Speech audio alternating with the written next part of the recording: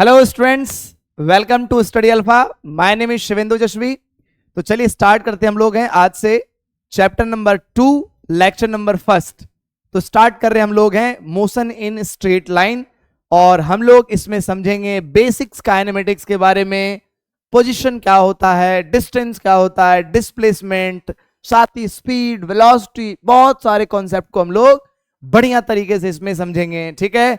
आपकी शिकायतें हैं कि सर बहुत डिसकंटिन्यू रहते हो, क्लास रेगुलर नहीं हो पाती है, हमारी समस्या कैसे दूर होगी। फिजिक्स ने सबसे ज्यादा परेशान कर रखा है बच्चों को। तो अब आप टेंशन फ्री हो जाइए क्योंकि आपका टेंशन अब मैं लेने आ गया हूं। ठीक है। तो अब जो है बिल्कुल बढ़िया तरीके से हम लोग फिजिक्स को धोएंगे, मिलके धोएंगे, बढ़िया से प्रैक्टिस करेंगे।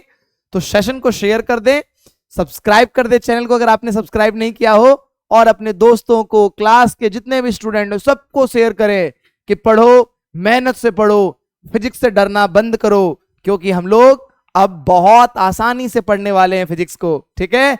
तो चलिए स्टार्ट करते हैं। सबसे पहले हम देखते हैं कि हमें लेक्चर का नोट्स कहां से मिलेगा। क्या सर हमें नोट्स बनाना है? तो बिल्कुल नोट्स बनाना है आपको। बनाने के लिए हेल्प कहां से लेना है सर? आपके पीडीएफ से, सर आपके पीपीटी से। ठीक है।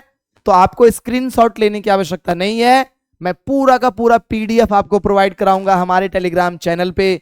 तो फट से बिल्कुल जाओ, आप टेलीग्राम चैनल ज्वाइन करो और वहां से आप बढ़िया से इसका शानदार PPT notes, PDF notes download करके मस्त बढ़िया तरीके से एकदम कॉपी में छापो। ठीक है। चलिए तो सबसे पहले समझते हैं सर टेलीग्राम चैनल कैसे ज्वाइन करें।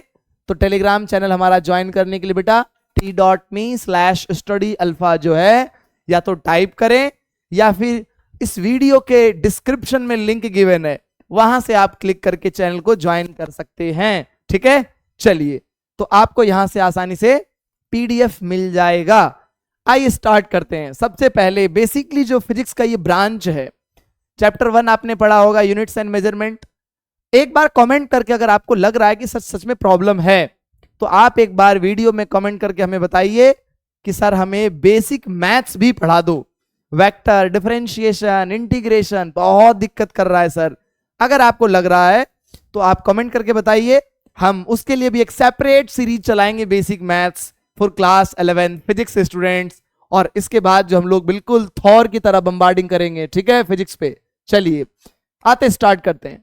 तो बेसिकली जो हमारा चैप्टर 2 बचा स्टार्ट होता है फिजिक्स का, क्लास 11 का, this is a separate branch of physics which is called mechanics. क्या कहते हैं इसे हम लोग? हैं मैकेनिक्स कहते हैं। तो जनरली आइए देखते हैं, मैकेनिक्स जो है बेटा, mechanics is the study of cows and effect of motion. Mechanics क्या है? तो सर मैकेनिक्स जो है स्टडी करते हैं हम लोग हैं cause and effect of motion. यानी फिजिक्स का वह ब्रांच है जिसमें हम लोग क्या करते हैं, मोशन के कॉज और उसके इफेक्ट को स्टडी करते हैं। ठीक है जी सर, बिल्कुल मजा आया। Yes sir. जैसे आप देख सकते हैं हमारे अर्थ के चारों तरफ बहुत सारे सैटेलाइट घूम रहे हैं। क्यों घूम रहे हैं? अगर मैं इस पेन को यहां से ड्रॉप करूं तो पेन जो है टूवर्ड्स द अर्थ डाउनफॉल होगा। क्यों होगा? क्या अर्थ सन के चारों तरफ घूम रहा है? हाँ घूम रहा है, रोटेट कर रहा है। क्यों रोटेट कर रहा है? कार स्मूथ रोड पे, लेवल रोड पे मस्त तरीके से चल रही है। हाँ चल रही है। क्यों चल रही है? तो जो भी कॉज हैं, जो भी इसके कॉज हैं, या फिर जो इफेक्ट है, चलने का जो इफेक्ट है, उन सभी बातों को हम लोग किसमें स्टडी करते हैं? मैकेनिक्स में स्टडी करते हैं। किसमें स्टडी करेंगे हम लोग? मैकेनिक्स में स्टडी करेंगे। जैसे आप देखें यहाँ पे एक चिंटू है, ये इसने किक किया बॉल को। ठीक है। तो अगर ये किक करता है, या फिर देख सकते हैं बास्केटबॉल है, ये किक नहीं कर रहा बल्कि ये बास्केटबॉल में अगर बॉल को ये थ्रो कर रहा है, तो एक्चुअल में बॉल का भी मोशन हो रहा है। बॉल का मोशन हो रहा है तो क्या कॉज है, क्या इफेक्ट है, इन सारी बातों को अगर हम लोग पढ़ते हैं तो ये कहलाता है फिजिक्स का ब्रांच मैकेनिक्स। क्या कहलाएगा? मैकेनिक्स कहलाएगा। ठीक है। जिसमें हम लोग स्टडी करेंगे कॉज एंड इफेक्ट के बारे में। चलिए आगे बढ़ते हैं। ठीक है सर, बिल्कुल सर, इससे हम लोग स्टडी करेंगे कॉज एंड इफेक्ट के बारे में। ठीक है। चलिए आगे बढ़ते हैं। इसके बाद हम लोग स्लाइड हो जाओ, स्लाइड हो जाओ, आगे बढ़ते हैं। तो जनरली बच्चे हम लोग जो है कॉज एंड इफेक्ट पढ़ेंगे। अब देखो मैकेनिक्स को दो पार्ट में हम लोग डिवाइड करते हैं। मैकेनिक्स को दो पार्ट में हम लोग डिवाइड करते हैं। फर्स्ट हमारा है काइनेमेटिक्स और सेकंड ब्रांच हमारा जो है वो है डायनेमिक्स। दो पार्ट में हम लोग डिवाइड करके मैकेनिक्स को स्टडी करते हैं। ये बेसिक्स मैं आपको बता दूं, पहले स्टार्ट यहीं से होती है, आपको क्लियर हो जाए कि फिजिक्स के कौन से ब्रांच को स्टडी करने वाले हम लोग हैं, क्या पढ़ने वाले उसमें हम लोग हैं, क्यों पढ़ने वाले उसमें हम लोग हैं, फील आ जाएगा। दरअसल बच्चे क्या करते हैं, भाग रहे एकदम पीछे, फॉर्मूला बना ले, नोट्स बना ले, थ्योरी रट ले। रटना नहीं है कुछ भी। स्टडी अल्फा यूट्यूब चैनल पर रटना मना है, आपको समझना है। फिजिक्स पढ़ रहे हैं, फील के साथ फिजिक्स पढ़ना बिल्कुल एकदम है, ठीक है। तो सबसे पहले समझने पर ध्यान दीजिए। बेसिकली हमने मैकेनिक्स को दो पार्ट में डिवाइड किया, फर्स्ट काइनेमेटिक्स और दूसरा बेटा डायनेमिक्स है। काइनेमेटिक्स क्या होता है, कब से पढ़ेंगे हम लोग काइनेमेटिक्स, कौन कौन से चैप्टर है काइनेमेटिक्स के, डायनेमिक्स क्या है, आइए समझते हैं। तो kinematics the branch of mechanics, kinematics भी ब्रांच ऑफ मैकेनिक्स का है, which analyse the effect that is parameters and properties of motion. अच्छा समझिए इस बात को ऐसे कि काइनेमेटिक्स जो है मैकेनिक्स का एक ब्रांच है जिसमें हम लोग मोशन के इफेक्ट को पढ़ेंगे। अच्छा क्या पढ़ेंगे हम लोग, मोशन के इफेक्ट को पढ़ेंगे। हाँ सर बिल्कुल क्लियर है, यस सर। तो मोशन के इफेक्ट को अगर हम पढ़ते हैं तो वो क्या कहलाएगा, काइनेमेटिक्स कहलाएगा। क्या कहलाएगा, काइनेमेटिक्स कहलाएगा। और जानते हैं आप, सबसे पहले हम लोग स्टार्ट करेंगे काइनेमेटिक्स ही, काइनेमेटिक्स ही हम लोग पढ़ेंगे। यानी चैप्टर 2, 3 ये सब क्या है, काइनेमेटिक्स के ही तो पार्ट हैं, जहां पर हम लोग समझेंगे कि मोशन के क्या क्या इफेक्ट हो रहे हैं। अगर मैं, जैसे मैंने कहा आपसे कि अगर मैं इस पेन को यहां से ड्रॉप कर दूं तो अर्थ के ग्रेविटेशनल अट्रैक्शन के कारण, ग्रेविटेशनल फोर्स के कारण पेन जो है अर्थ की तरफ मूव कर जाएगा, अर्थ की तरफ डाउनफॉल हो जाएगा। तो उसके दौरान, गिरने के दौरान, पेन के गिरने के दौरान क्या क्या इफेक्ट हैं, इन सारी बातों को पढ़ेंगे। आपने कहानी सुना होगा, न्यूटन अंकल एक बार ग्राउंड में बैठे हुए थे सेब के पेड़ के नीचे और झट से उनके माथे पर एप्पल आके गिरा था ना, तो उसको लगा कि अच्छा, तो चोट जब लगी उनको, हो सकता है कि पास में गिरा हो, भूखे प्यासे बैठे हो, खाया हो, बहुत सारी कहानियां हैं। क्या हुआ था एक्चुअल में न्यूटन अंकल को ही पता है कि नहीं, हमें तो बस कहानियां सुनाया जाता है। तो फिर भी आप समझिए इस बात को कि जब ऊपर से सेब गिरा, न्यूटन अंकल सोचने लगे अच्छा ये गिरा क्यों, गिरा हो तो क्या क्या हुआ। तो जब बात होती है ना कि गिरा क्यों, तो ये हो जाता है कॉज। और जब बात आती है कि गिर के समय क्या क्या हुआ, किस कारण से गिरा तो कैसे कैसे गिरा, वेलोसिटी क्या थी, एक्सेलरेशन कैसा था, डिस्टेंस कैसा ट्रेवल किया, डिस्प्लेसमेंट कैसा था, ये सारी बातें जब हम डिस्कस करते हैं, क्या 1 डायमेंशन था, 2 डायमेंशन था, अगर हम इन सब बातों को डिस्कस करेंगे तो ये इफेक्ट है। कैसा है ये, इफेक्ट है। यानी गिरने के कारण जो था, गिरने का जो कारण था वो कॉज कहलाएगा, और गिरने के कारण जो इफेक्ट हुए, कितनी वेलोसिटी थी, कितना डिस्टेंस ट्रेवल किया, कितनी एक्सेलरेशन रही, तो ये सब क्या कहलाएगा, इफेक्ट कहलाएगा। ठीक है, तो हम लोग जनरली काइनेमेटिक्स में इस इफेक्ट का स्टडी करते हैं। बात आती है डायनेमिक्स की, तो dynamics the branch of mechanics which analyse the cause of motion. अगर हम लोग कॉज ऑफ मोशन पढ़ रहे हैं, मोशन का कारण क्या है, ये डायनेमिक्स कहलाएगा। क्या कहलाएगा, डायनेमिक्स कहलाएगा। हम लोग लॉ ऑफ मोशन पढ़ते हैं, एक चैप्टर हमारा है chapter number 4, basically new NCERT में चैप्टर नंबर 4 है, ओल्ड एनसीईआरटी में चैप्टर नंबर 5 है, जिसमें हमारा हेडिंग है लॉ ऑफ मोशन। गति के नियम पढ़ते हम लोग हैं। कोई बॉडी मोशन कर रही है तो क्यों कर रही है, वहां पर एरिस्टोटल फेलोसी पढ़नी होती है हमें, गैलीलियो अंकल बताते हैं कि ऐसा क्यों हुआ, किस तरह से मोशन करती है, इनर्शिया का लॉ दिया, फिर न्यूटन अंकल आते हैं, उन्होंने 3 लॉ बताए, फ्रिक्शन पढ़ेंगे, बहुत सारी बातें आएगी उसमें। कुल मिला के हमें यह समझ में आया कि सर मैकेनिक्स के 2 ब्रांच, काइनेमेटिक्स और डायनेमिक्स। काइनेमेटिक्स में हम पढ़ेंगे इफेक्ट क्या क्या है मोशन के, और डायनेमिक्स में पढ़ेंगे कारण क्या है मोशन का, कॉज क्या है मोशन का। बात समझ आ गई, यस सर। चलिए आगे बढ़ते, इसके बाद हम लोग, अब बात आती है, सोच के देखो, ऐसे एकदम मस्त तुम अपने घर में सोफे पे बैठे हुए हो, सामने एकदम टीवी चल रही है कि नहीं, एशिया कब खत्म हो गया, वरना हम लोग मैच देखते, क्या कहते हो, है ना, क्या देखते अगर तुम सोच के देखो। अगर मान लो कि तुम्हारे घर में ऐसे सामने एकदम टीवी लगी हो, कोई घर में कहने वाला नहीं है, बंद कमरे में एकदम बढ़िया से आपने स्टडी रूम बना रखा है, ठीक है, और स्टडी टेबल से दूर सोफे पे बैठ के आराम से सामने एकदम स्क्रीन पे, डेस्कटॉप पे टीवी लगी पड़ी है, मजे से एकदम बिल्कुल डेस्क पे टीवी लगी पड़ी है और हम देख रहे हैं, क्या देखना चाहोगे, कमेंट करके बताओ सबसे पहले, क्या देखना चाहोगे तुम। मैं अगर होता तो क्या देखता बताऊं, मैं अगर होता तो क्या देखता। एशिया कप तो खत्म हो गया, अब तो एशिया कप की हम बात ही नहीं कर सकते कि एशिया कप हम देख रहे होते। मैं होता तो क्या देखता, सोचूं मैं?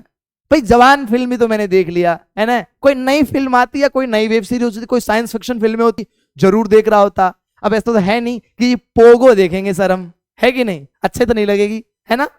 तो हमारी दिमाग विकसित हो चुकी है, बच्चों वाली चीजें तो नहीं देखेंगे हम लोग, है ना? तो आप क्या देखते, आप बताइए। वरना फिर मैं, अगर मैप 10 दिन बाद होता तो स्टार्ट हो रहा है वर्ल्ड कप, फिर तो मैं वर्ल्ड कप देखता एकदम मजे से, कोई कहने वाला नहीं है, मजे से रेस्ट कर रहा हूं, वर्ल्ड कप देख रहा हूं, है कि नहीं? आपके साथ दिक्कत है, मम्मी आ जाएगी, हो सकता है कि प्रोजेक्टाइल मोशन हो जाए चप्पल का आपके ऊपर, ठीक है? बट फिर भी मान लो कि बंद करके आप बिल्कुल सेट हुए पड़े हैं, तो क्या देखते? जल्दी बताइए, कमेंट करके बताइए। सवाल यह है कि अगर हम सोफे पे बैठे हुए हैं, ठीक है, सामने टीवी चल रही है, क्या हम रेस्ट में हैं? सोच के देखो। जैसे कहते हैं ना कि आज तो मैं रेस्ट करूंगा, कहते हैं ना हम लोग सामान्य तौर पे, मैं आज रेस्ट करूंगा। क्या अगर आप सोफे पे बैठे हुए हैं, कोई टेंशन नहीं है, सामने मस्त टीवी चल रहा है, गाने चल रहे हैं, फिल्म चल रहा है, जो भी चला सकते हैं आप में चल रहा है, क्या आप रेस्ट में हैं? नहीं, हम नहीं कह सकते हम रेस्ट में हैं। रेस्ट और मोशन इस बात पर डिपेंड करती है, फ्रेम ऑफ रेफरेंस पर डिपेंड करती है। सोच के देखो, आप अपने घर में बैठे हुए हैं, आपका घर किसी गांव में है, किसी शहर में है, वो शहर किसी राज्य में है, राज्य किसी देश में, मतलब हम लोग सभी भारत में रहते हैं, इंडिया में रह रहे हैं। तो अगर हम किसी देश में, और हमारा देश जो है इस बड़े से पृथ्वी, इस गोले का ही तो हिस्सा है, और ये गोला क्या रुका हुआ है? नहीं सर। चलो आओ विजुअलाइज करते हैं इसे भी हम लोग, देखते हैं कि क्या ये गोला जो है हमारा, ये जो गोला है हमारा कैसे चलेगा, गोला हमारा ये, ठीक है? हम इमेजिन करके देखें अगर, तो क्या हम ये कह सकते हैं ये मूव नहीं कर रहा है? देखो, अब देखो भाई, क्या ये गोला, अगर आप देख सकते हैं, देख पा रहे हैं, देखिए हमारा गोला, ये हमारा जो अर्थ है जिसपे हम लोग रह रहे हैं, क्या रुका हुआ है? नहीं सर, ये तो सन के चारों तरफ रोटेट, रिवॉल्व कर रहा है सर। तो अगर सोच के देखो कि हम लोग जो है सूर्य के पास चले जाएं, ठीक है, सन के पास चले जाएं, जैसे अभी आदित्य L1 लॉन्च हुआ है ना, तो वहां से अगर हम देखें तो क्या लगेगा? अर्थ तो रोटेट कर रही है और हम लोग इसी गोले पर हैं, तो क्या हम रुके हुए हैं? नहीं, हम रेस्ट में नहीं हैं। इसका क्या मतलब हुआ? इसका मतलब यह हुआ कि मोशन या रेस्ट डिपेंड किस बात पे करता है? फ्रेम ऑफ रेफरेंस पे डिपेंड करता है सर। बात समझ आई? हाँ सर, बिल्कुल सर, मजा आया सर, ठीक है। चलिए आगे बढ़ते हैं, इसके बाद हम लोग आगे बढ़ते हैं। तो आपने क्या समझा कि हमारा जो अर्थ है, ये जो हमारा गोला है, ये भी रुका हुआ नहीं है। इसका मतलब क्या है सर? क्या एब्सोल्यूट रेस्ट नहीं होता? कोई चीज एब्सोल्यूट मोशन नहीं कर रही होती। सोच के देखो, थोड़ा बहुत सोचो कि रेस्ट फ्रेम ऑफ रेफरेंस पे डिपेंड करता है। जैसे सोच के देखो कि दो दोस्त हैं, ठीक है, दो दोस्त हैं, पिंकी और मान लो चिंकी, है ना, दोनों कार में जा रही है, मस्त घूम रही है दोनों। एक दूसरे की अगर बात करे, पिंकी अगर चिंकी को देखे, तू तो रेस्ट में है, चिंकी ने पिंकी से कहा तू भी रेस्ट में है। बाहर जो है टिंकू खड़ा है, उसने कहा तू दोनों तो घूम रही है, मस्त घूम रही है। तो टिंकू के रिस्पेक्ट में पिंकी और चिंकी क्या है? मोशन कर रही है, कर रही है ना, कर रही है।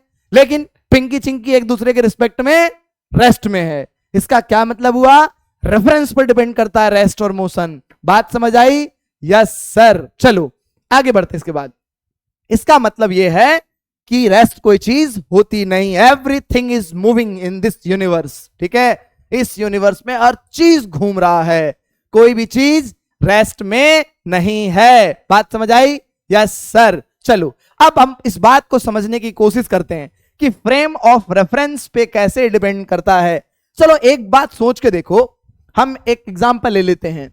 मान लो ये है गोलू, क्या नाम है इसका? गोलू नाम है इसका। चलो गोलू ले लेते हैं। भाई गोलू जो है यहां से चलना स्टार्ट करता है और गोलू ऐसे यूं चलता हुआ, गोलू जो है बेटा ऐसे यूं आ गया यहां पे गोलू, ठीक है, यहां गोलू आ गया चलता हुआ। लेकिन यहां से जो है इसका क्या नाम दे दे हम लोग? कमेंट करके बताओ, अच्छे अच्छे नाम बताओ, तुम लोग सजेस्ट करो, फिर मैं इसका नाम रखूंगा, ठीक है। चलो तो इसका नाम दे दिया हमने गोलू। मान लो ये है भोलू, ठीक है। इसने क्या देखा कि एक बॉल यहां पे रखा गया है, ठीक है, ये बॉल रेस्ट में मूव नहीं कर रहा, ये बॉल क्या है? मूव नहीं कर रहा है। लेकिन ये गोलू मूव कर रहा है। क्या गोलू के रिस्पेक्ट में ये बॉल रेस्ट में है? नहीं, पोजीशन चेंज हो रहा है इसका। लेकिन अगर ये भोलू देखता है, हाँ सर ये तो रेस्ट में है। तो एक्चुअल में अगर हम यहां पे दूसरे एग्जांपल में अगर हम ऐसा करें कि इसे भी मोशन करा दें, ठीक है, और इस बॉल को भी मोशन करा दें सेम वेलोसिटी से, तो अब गोलू के रिस्पेक्ट में ये बॉल क्या हो जाएगा, रेस्ट में होगा, है ही नहीं। और भोलू देख रहा है बेचारा, हाँ अब तो बॉल चला गया मुझसे दूर, है कि नहीं, तो अब ये मोशन करना स्टार्ट कर दिया है। तो अब देखोगे इसके रिस्पेक्ट में ये मोशन कर रहा है, इसके रिस्पेक्ट में अब क्या कर रहा है, ये मोशन कर रहा है, लेकिन इसके रिस्पेक्ट में क्या है ये, अब ये तो सर अब रेस्ट में हो जाएगा। बात समझ आई? Yes sir. इसका मतलब ये हुआ बेटा कि फ्रेम ऑफ रेफरेंस पे डिपेंड करता है, ऑब्जर्वर पे डिपेंड करता है, देखने वाले की आंख पे डिपेंड करता है कि कोई चीज रेस्ट में है या मोशन में है। बात समझ आई? Yes sir. मजा आया? यस सर, बहुत मजा आया सर। ठीक है, चलिए अब आगे बढ़ते हैं। यानी हमने क्या कहा कि the question is meaningless unless the observer is defined. यानी अगर हमने ऑब्जर्वर को डिफाइंड नहीं किया तो फिर ये प्रॉब्लम बनी रहेगी कि मोशन में है या रेस्ट में है। ये बात समझ आई? चलिए तो अब हम बात करते हैं कि भाई ये रिलेटिव फेनोमेना है। क्या है ये? रिलेटिव फेनोमेना है। तो रिलेटिव प्रॉपर्टी ऑफ मोशन की अगर हम बात करें तो motion is combined property of the object and the observer. यानी ऑब्जेक्ट और ऑब्जर्वर इन दोनों के रिलेटिव पर डिपेंड करता है। अगर ऑब्जर्वर रेस्ट में है, बॉडी मोशन कर रही है, तो क्या लगेगा, फिर बॉडी मोशन कर रही है। लेकिन अगर ऑब्जर्वर बॉडी के साथ साथ मोशन करता चला जाए सेम वेलोसिटी से, तो ऑब्जर्वर को क्या लगेगा कि बॉडी इज एट रेस्ट, अभी भी ये रेस्ट में है, नहीं कर रही है मोशन। ये बात समझ में आ गई? Yes sir. इट मींस कि there is nothing like absolute motion और एब्सोल्यूट रेस्ट। ये बात तो हम समझ चुके हैं, कोई भी चीज परफेक्टली रेस्ट और मोशन में नहीं है। तो motion is only defined with respect an observer. कैसे डिफाइंड होती है? देखने वाले पर डिपेंड करता है मोशन। ठीक है, जैसे हम लोग अगर देखें एक दूसरे को तो हमें लगता है कि अर्थ रोटेट नहीं कर रही है, अर्थ जो है मूव नहीं कर रही है। लेकिन अगर आप अर्थ से बाहर, या तो आप मार्स पे चले जाइए, मून पे चले जाइए, वहां से जब आप देखेंगे तो अर्थ क्या दिखेगा, रोटेट करता हुआ दिखेगा, रिवॉल्व करता हुआ दिखेगा, घूमता हुआ दिखेगा। क्यों घूमता हुआ दिखेगा? क्योंकि ऑब्जर्वर अब जो है इस फ्रेम से बाहर है। ठीक है, जैसे पिंकी और चिंकी एक ही कार में घूम रही थी, दोनों एक दूसरे के रिस्पेक्ट में रेस्ट में था, लेकिन जब पिंकी ने बाहर देखा, क्या देखा, ओ ये तो कार जा रही है बहुत तेजी से। कभी कभी ऐसा भी लगता है कि कार नहीं जा रही है, आसपास की चीजें सब जा रही है, लगता है ना ऐसा। ट्रेन में अक्सर ऐसा लगता है। कई बार तो ऐसे कंफ्यूजन हो जाता है कि दो ट्रेन आकर आपस में स्टेशन पे रुकी, ठीक है, एक ट्रेन खुली, अपने को लगता है अपना वाला जा रहा है, बाद में पता लगता है हम तो वही हैं, दूसरा वाला चला गया। तो अक्सर ऐसा कंफ्यूजन होता है, अगर आप ट्रेन पे ट्रेवल करते होंगे आपने देखा होगा, है कि नहीं? Yes sir. चलो अब आगे बढ़ते हैं। इसके बाद हम लोग फ्रेम ऑफ रेफरेंस की बात करते हैं। क्या होता है फ्रेम ऑफ रेफरेंस? सुनो ध्यान से। एक्चुअल में frame of reference, the frame attached with the observer, यानी वो फ्रेम जिसमें ऑब्जर्वर है। ठीक है, अगर हम फ्रेम ऑफ रेफरेंस की बात करें तो फ्रेम ऑफ रेफरेंस वो फ्रेम होता है जिसमें ऑब्जर्वर है। जैसे सोच के देखो, सिंपल सी बात है, मैं अगर अर्थ पे होते हुए अर्थ को देखूं तो हमें नहीं फील होता कि ये रोटेट कर रहा है, लेकिन अगर मैं अर्थ से बाहर जाके अर्थ को देखूं तो क्या फील हो रहा है, हाँ ये रोटेट कर रहा है। बात समझ आई आपको? तो एक्चुअल में फ्रेम ऑफ रेफरेंस में ऑब्जर्वर अटैच्ड होता है। सेकंड, रेफरेंस पॉइंट की अगर हम बात करें, the point from where measurement are taken. अच्छा आप सोच के देखो, अगर मैं ये कहूं कि ये पेन यहां पर है, ठीक है, क्या हम इसका लोकेशन फाइंड कर सकते हैं? नहीं सर, क्योंकि इसके लोकेशन को फाइंड करने के लिए हमें कोई ना कोई एक ओरिजिन पॉइंट मानना पड़ेगा, ताकि हम बता सकें कि ये पेन जो है इस लिखे हुए वेन से इतने दूरी पर है, या इस बोर्ड के कॉर्नर से इतने डिस्टेंस पे है। तो हमें कोई ना कोई एक रेफरेंस पॉइंट लेना पड़ेगा। जैसे मैं आपसे पूछूं दिल्ली कितनी दूर है, आप क्या कहेंगे? दिल्ली बहुत दूर है। क्या कहेंगे? दिल्ली बहुत दूर है। लेकिन दिल्ली में ही बैठे हुए लोगों से पूछे दिल्ली कितनी, जी पास में, हम तो दिल्ली में ही है कि नहीं? लेकिन अगर आप मुझसे पूछूं, मैं बताओ कोलकाता कितनी दूर है, सर बहुत दूर है कोलकाता। लेकिन कोलकाता में बैठे लोगों को तो नजदीक लगेगा ना। तो क्यों? क्योंकि रेफरेंस पॉइंट कोलकाता वाले ने कोलकाता को लिया है, वहीं बैठे बैठे लिया अपना उन्होंने। अगर ऐसे ही मैं ये कहूं कि हरियाणा के हिसाब से, अगर मान लो कि कोई आदमी हरियाणा में है, उससे कहूं दिल्ली कितनी दूर है, तो कहेगा जी नजदीक है, कुछ किलोमीटर दूरी पर तो हमारी दिल्ली आ जाती है। और सोच के देखो कि बिहार में बैठे लोगों से पूछे दिल्ली कितनी दूर है? नई दिल्ली सर बहुत दूर है, बहुत दूर है नई दिल्ली। क्यों नई दिल्ली दूर है? क्योंकि रेफरेंस पॉइंट हमने कहां लिया है? एक तरफ हमने बिहार लिया है, दूसरी तरफ हरियाणा लिया है। तो एक्चुअल में अगर हम किसी का लोकेशन बताना चाहते हैं कि कितने किलोमीटर है, तो हमें क्या करना पड़ेगा? सबसे पहले एक लोकेशन फाइंड करना पड़ेगा, ओरिजिन लेना पड़ेगा। बात समझ आई आपको? जैसे सोच के देखो कि एक्चुअल में हमें अगर मान लो कि ये हमारा एक्स वाई प्लेन है, ठीक है। अगर हमें ये बताना है कि यहां पर कोई एक पॉइंट है, ठीक है, यहां पर एक कोई पॉइंट है जिसका कोऑर्डिनेट एक्स और वाई हम देते हैं नाम। क्यों देते हैं? क्योंकि हमने ओरिजिन सेट कर रखा है, कि ये ओरिजिन है, ठीक है, ये क्या है? ओरिजिन है। और अब हम यहां से इसका लोकेशन आसानी से बताते हैं कि भाई एक्स कोऑर्डिनेट में ये इतना दूर है और वाई कोऑर्डिनेट में ये इतना दूर है। तो एक्चुअल में हम लोग y और x कोऑर्डिनेट हम पता कर पाते हैं तभी जब हम उसका ओरिजिन सेट कर देते हैं। क्या कर देते हैं? ओरिजिन सेट कर देते हैं। तो जब हम इसका ओरिजिन सेट कर देंगे बच्चों, तब जाकर हम जो है इसे ये इधर से काम करना पता नहीं क्यों बंद कर देता है। चलो ठीक है। तो एक्चुअल में हमें रेफरेंस पॉइंट किसे कहते हैं? इस ओरिजिन पॉइंट को हम क्या कहेंगे? रेफरेंस पॉइंट कहेंगे। जहां से किसी की दूरी डिफाइन की जाए, ठीक है, उस पॉइंट को हम लोग रेफरेंस पॉइंट कहेंगे। चलिए आगे बढ़े हम लोग आगे बढ़ते हैं। चलिए अब बात आती है कि मोशंस के पैरामीटर्स, कौन कौन से पैरामीटर्स हमें पढ़ने हैं इस चैप्टर में। तो डिपेंड्स ऑन रेफरेंस फ्रेम, कौन कौन से पैरामीटर जो हैं रेफरेंस फ्रेम पर डिपेंड करते हैं, उनकी हम बात करें तो डिस्टेंस डिपेंड करता है फ्रेम ऑफ रेफरेंस पे बच्चे। फ्रेम ऑफ रेफरेंस पे डिपेंड करता है डिस्प्लेसमेंट हमारा, स्पीड डिपेंड करता है फ्रेम ऑफ रेफरेंस पे, और वेलोसिटी भी डिपेंड करता है फ्रेम ऑफ रेफरेंस पे। लेकिन टाइम जो है वो इंडिपेंडेंट है फ्रेम ऑफ रेफरेंस पे। देख सकते हो कितना क्यूट सा इमेज है ना? बहुत शानदार तरीके से। हम लोग भी सोचते थे बचपन में ऐसी कार मिल जाए और मस्त पूरे दिन जो है घूमते रहें, है कि नहीं? हर गली नुक्कड़ में एकदम बिल्कुल सारे चौक चौराहे हम लोग घूम जाएं। पर अफसोस हमारे साथ बहुत बुरा हुआ, क्योंकि हम लोग बड़े हो गए। बड़े होने के बाद हम लोग जो है 10th क्लास पास कर गए, और अब 10th के बाद हम लोग 11th में आ गए हैं, और 11th में हमें बहुत पढ़ना पड़ रहा है। फिजिक्स ने तो रुला ही रखा है, परेशान ही कर रखा है कि नहीं? कुछ बच्चों को मजा आ रहा है, कुछ बच्चों को लग रहा है कि नहीं, अगर सब्जेक्ट हो तो फिजिक्स जैसा हो। सही मजा आ रहा है सर, एक साथ दो सब्जेक्ट का तड़का इसमें। एक तो साइंटिफिक बातें होती है, लॉजिकल बातें होती है, और दूसरा खूब सारे कैलकुलेशन हो रहे हैं, एकदम धुआंधार कैलकुलेशन हो रहा है सर।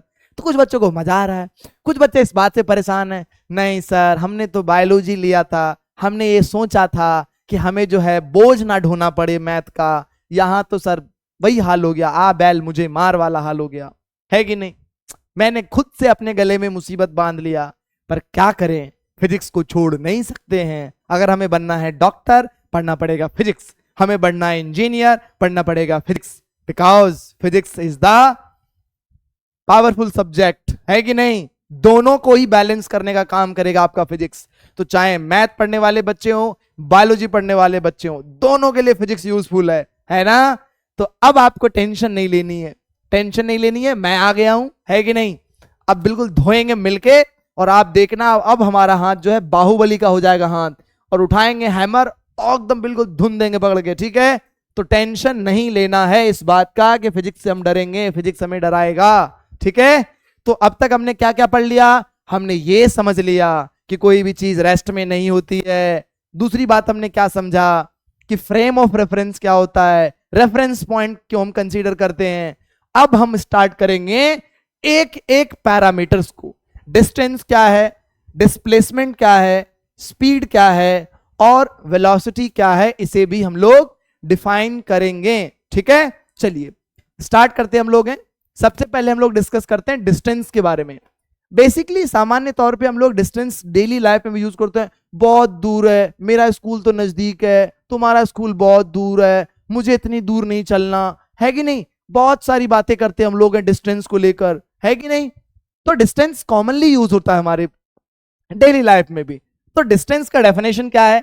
डिस्टेंस का डेफिनेशन है कि distance covered by body is the total length of actual path covered in the traveling from initial to final position। इसको सिंपल तरीके से हम कहते हैं कि generally distance is the path which travelled, या कह सकते हैं ऐसे है कि basically distance is the total path length, ऐसे कहते हैं, है कि नहीं। यानी जहां से अगर हमने ए से स्टार्ट किया बी तक गए, टोटल जितनी डिस्टेंस हमने ट्रेवल किया, टोटल जितना पाथ लेंथ था, उसे हम क्या कहेंगे, उसे हम लोग कहेंगे डिस्टेंस। ठीक है, आसानी से हमने डिस्टेंस किया। जैसे सपोज करो कि एक हमारे पास नैनो कार है कि नहीं। अब नैनो कार इंडिया में बंद हो गई है, पता है आपको, पता कर लीजिए। ये नैनो कार है, मस्त जो है नैनो कार यूं चल रही है रोड पे। ठीक है, तो एक्चुअल में ये नैनो कार जो है चलते चलते बैक करते हैं, चलते चलते जो है यहां आ जाती है, इस पोजीशन पर आ जाती है। तो इस कार ने जितना बेटा डिस्टेंस ट्रेवल किया यहां से यहां तक, उसे क्या कहेंगे, टोटल पाथ लेंथ। तो यहां से यहां तक की जितनी दूरी होगी वो क्या कहलाएगी, डिस्टेंस कहलाएगी। ठीक है, डिस्टेंस में हम लोग डायरेक्शन कंसीडर नहीं करते हैं, इसीलिए distance is a scalar quantity. क्या है, स्केलर क्वांटिटी होती है। दो तीन बातें और याद रखिए, डिस्टेंस कभी भी, डिस्टेंस जो है बेटा, डिस्टेंस कभी भी एकदम ऐसे लिखिए, हमें समझना है। ठीक है, डिस्टेंस कभी भी नेगेटिव नहीं होता है। ठीक है, डिस्टेंस कभी भी नेगेटिव नहीं होता है, तो हमेशा आपको डिस्टेंस को पॉजिटिव कंसीडर करना है। ठीक है, तो कभी भी आप डिस्टेंस को नेगेटिव कंसीडर नहीं करेंगे। ठीक है, क्लियर होगी बात, यस सर। आगे हम बात करेंगे डिस्टेंस के बारे में भी, थोड़ी बहुत और बातें करेंगे डिस्टेंस के बारे में, फिर भी आप याद रखिएगा डिस्टेंस कभी भी नेगेटिव नहीं होता है। ठीक है, चलिए आगे बढ़ते हैं। इसके बाद हम लोग, अब आती है दूसरी बात, displacement. Displacement is a related term to, ये भी रिलेटिव टर्म है डिस्टेंस से, बट एक अंतर है इसमें, एक अंतर है। वो क्या अंतर है कि डिस्प्लेसमेंट जो है टोटल पाथ लेंथ नहीं होती है। Displacement is shortest path length covered by body from initial position to final position. चलिए डेफिनेशन पढ़ते हैं। Displacement is a vector from initial to final position along a straight line. यानी अगर कोई body from point A to B जाती है तो इस बात से कोई फर्क नहीं पड़ता कि वो कैसे जा रही है। इसका मतलब मान लो कि सुष्मिता जो है अपने घर से चली यूं घूमते हुए एकदम पूरे मोहल्ले में, सारे शहर के चौक चौराहे घूमते हुए यहां आ गई। ठीक है, तो इस बात से फर्क नहीं पड़ता कि उसने 25-30 किलोमीटर चला। अगर हमें डिस्प्लेसमेंट बताना है तो हम क्या लेंगे, इनिशियल पोजीशन। क्या लेंगे हम लोग, इनिशियल पोजीशन। ठीक है, और यहां आई फाइनल। ठीक है, तो हमें निकालना है डिस्प्लेसमेंट। क्या निकालना है हमें पता करना है। अरे कहां चला गया भाई, है ना, इधर चला गया। चलो इधर आओ जल्दी से, ये पता नहीं क्यों बार बार डिस्टर्ब करता है। चलो इधर आ जाओ, इधर आ जाओ। हाँ, तो एक्चुअल में हम ये कहना चाह रहे थे बच्चे कि ये जो आप देख रहे हैं ना इनिशियल से फाइनल, ये वाली डिस्टेंस कहलाएगी डिस्प्लेसमेंट। ठीक है, इस बात से कोई फर्क नहीं पड़ता कि कैसे कैसे पाथ वो घूम के आई थी। ठीक है, तो इनिशियल फाइनल ये जो आप देख रहे हैं बीच का दूरी, ये कहलाएगा डिस्प्लेसमेंट। ठीक है, और डिस्प्लेसमेंट एक वेक्टर क्वांटिटी है। कैसी क्वांटिटी है, displacement is a vector quantity. कैसी क्वांटिटी है बच्चे, सर वेक्टर क्वांटिटी है डिस्प्लेसमेंट। ठीक है, चलो अच्छा सोच के देखो, हमने कहा था डिस्टेंस को कभी भी नेगेटिव कंसीडर नहीं करना, क्या डिस्प्लेसमेंट को कर सकते हैं? हाँ सर कर सकते हैं। आगे डिस्कस करेंगे अभी इसके बारे में हम लोग। ठीक है, आगे अभी हम लोग डिस्कस करेंगे इसके बारे में, सुनो ध्यान से। चलो एक इमेज देखते हैं हम लोग। अब सोच के देखो कि ये नैनो कार जो हमने शुरू में देखा था ना, नैनो कार ये मस्त एकदम बिल्कुल रोड पे चल रही है। ठीक है, ये नैनो कार है हमारी। अब सोच के देखो नैनो कार यूं चलते चलते चलते चलते चलते चलते चलते चलते चलते यहां आ गई। कहां आ गई, यहां आ गई। ठीक है, तो एक्चुअल में अगर हम बात करें इस नैनो कार की, तो यहां से लेकर यहां तक का ये क्या है बेटा, ये डिस्प्लेसमेंट है। ये क्या है, शॉर्टेस्ट पाथ, ये क्या है, डिस्प्लेसमेंट है। और कार का ये वाला जो पाथ आप देख रहे हैं ना, ये क्या है, एक्चुअल में डिस्टेंस है। बात समझ आई, ये क्या है, डिस्टेंस है। क्योंकि शॉर्टेस्ट लिया ना हमने, हम बिल्कुल शॉर्टेस्ट लिए हैं, तो शॉर्टेस्ट पाथ लेंथ डिस्प्लेसमेंट कहलाता है और टोटल पाथ लेंथ क्या कहलाएगा, डिस्टेंस कहलाएगा सर। ठीक है, मजा आ रहा है, बिल्कुल सर, बहुत मजा आ रहा है सर, बहुत अच्छा समझ में आ रहा है सर। चलिए अब बात आती है एक और इंटरेस्टिंग टॉपिक की। सोच के देखो बेटा, सोच के देखो कि एक बॉल जो है, या मान लो कि कोई एक व्यक्ति है, ठीक है, ए पॉइंट पे है, ए से चला, ऐसे यूं गया, ए से बी तक गया, फिर बी से जो है लौट के सी पॉइंट तक आ गया, ठीक है। ए से कहां गया, बी तक गया, बी से लौट के सी तक आ गया। भाई ए से लेकर बी तक की जो दूरी है वो कितनी है, 18 यूनिट्स दी हुई है। कितनी दी हुई है सर, 18 यूनिट्स दी हुई है। आपसे क्या पूछा गया है, सोचिए, आपसे पूछा गया डिस्टेंस कितना होगा। बेटा डिस्टेंस कैसे निकालते थे सर, टोटल पाथ को जोड़ देंगे हम लोग। तो सबसे पहले जोड़ो, ए से बी कितना है सर, टोटल 18 है ए बी, है कि नहीं। फिर बी से सी आया है, तो बेटा बी से सी की दूरी कितनी है सर, ये तो 8 है। तो क्या हम लोग 18 में 8 जोड़ दें, 18 में 8 को ऐड कर दें, हाँ सर कितना हो जाएगा, 26 यूनिट्स हो जाएगा, है कि नहीं, है कि नहीं। मजे की बात, कितना आसान है डिस्टेंस निकालना। डिस्प्लेसमेंट को सोचो, एक्चुअल में डिस्प्लेसमेंट इज द फाइनल और initial position between the path from final to initial. तो भाई फाइनल यहां हो गया और शुरू कहां से किया था, ए से, तो ये वाली दूरी, इसका मतलब कि 18 यूनिट है टोटल, 18 यूनिट है टोटल, इसमें से 8 हमें सब्ट्रैक्ट कर देंगे, तो ये ए से सी तक का जो पाथ है वो क्या बचेगा, डिस्प्लेसमेंट बचेगा। और ये डिस्प्लेसमेंट कितना हुआ हमारा, 10 यूनिट्स, है कि नहीं। मजे की बात, यस सर, बहुत आसान है फिजिक्स, है कि नहीं, बहुत आसान है। चलो अब इसके बाद हम बात करते हैं, अब यहां पर देखो, अब यहां पर देखो, हम लोग बात करते हैं एक बहुत ही इंटरेस्टिंग टॉपिक, ठीक है। अब हम बात करेंगे बहुत ही इंटरेस्टिंग टॉपिक, डिस्टेंस और डिस्प्लेसमेंट को लेकर, ठीक है। चलो अब यहां से मान लो कि हमने एक बॉय का इमेज लगाया है और एक गर्ल्स का इमेज लगाया है, both are moving in different directions, है कि नहीं। लड़का जो है -x की तरफ जा रहा है कि नहीं, और लड़की जो है +x की तरफ जा रही है, ठीक है। अगर हम इसको मान लें कि this is positive x and this is negative x, ठीक है, कंसीडर करें, नाम दे दें, इसका नाम दे दें, चलो इसका नाम दे देते हम, है क्या नाम दे दें, बताओ जल्दी बताओ, क्या नाम दे दें इसका, बोलो जल्दी, चलो इसका नाम दे देते हम लोग, है ये है भाई सलमान खान, है कि नहीं। तो भाई हमारे सलमान भाई साहब जो हैं वो नेगेटिव x डायरेक्शन में चले हैं, इसका नाम क्या दे दें, तो ये नाम दे दिया हमने, चलो ये हमने नाम दे दिया कटरीना कैफ है ये, है कि नहीं, और ये चली है पॉजिटिव x डायरेक्शन में, ठीक है। दोनों एक दूसरे से ऑपोजिट डायरेक्शन में चल पड़े हैं, ठीक है। अब सोच के देखो, अभी कैलकुलेट करेंगे, आओ विजुलाइजेशन करते हैं।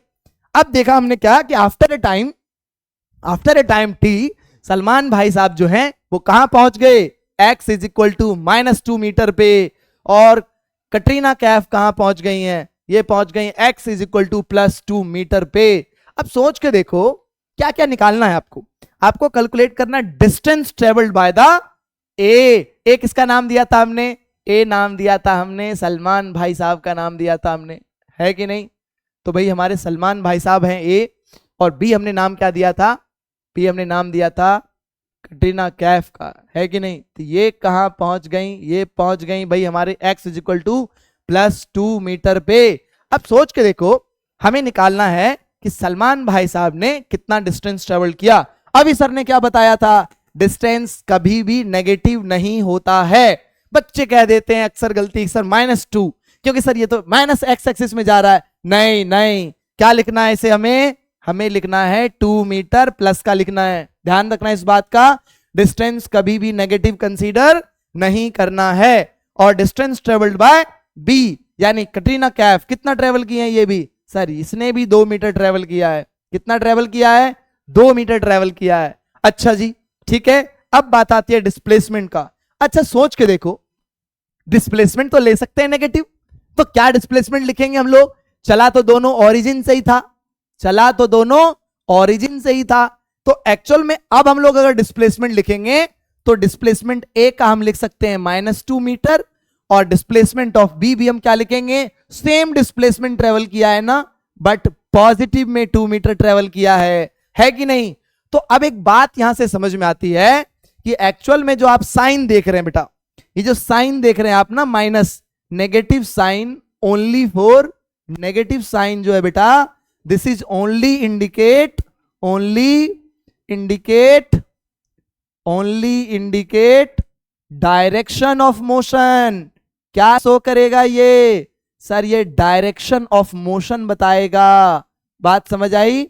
तो डायरेक्शन ऑफ मोशन शो करेगा बेटा ये नेगेटिव साइन। ठीक है, इसका मतलब ये हुआ कि ए जो है बी से उल्टे डायरेक्शन में 2 मीटर डिस्प्लेस हुआ है। ठीक है, तो डिस्प्लेसमेंट में डायरेक्शन और मैग्नीट्यूड दोनों होता है ना, तो मैग्नीट्यूड कितना हो गया डिस्प्लेसमेंट का? 2 मीटर, और डायरेक्शन क्या हो गया इसका? -2 मीटर, यानी बी के ऑपोजिट डायरेक्शन में ए का मोशन है। ये बात क्लियर हो गई? Yes sir. चलो आगे बढ़ते, इसके बाद हम लोग इसके बाद नेक्स्ट क्वेश्चन। बहुत ही शानदार क्वेश्चन है, जल्दी से आप कमेंट करके आंसर बताना। हालांकि मैं भी आपको सॉल्व करवा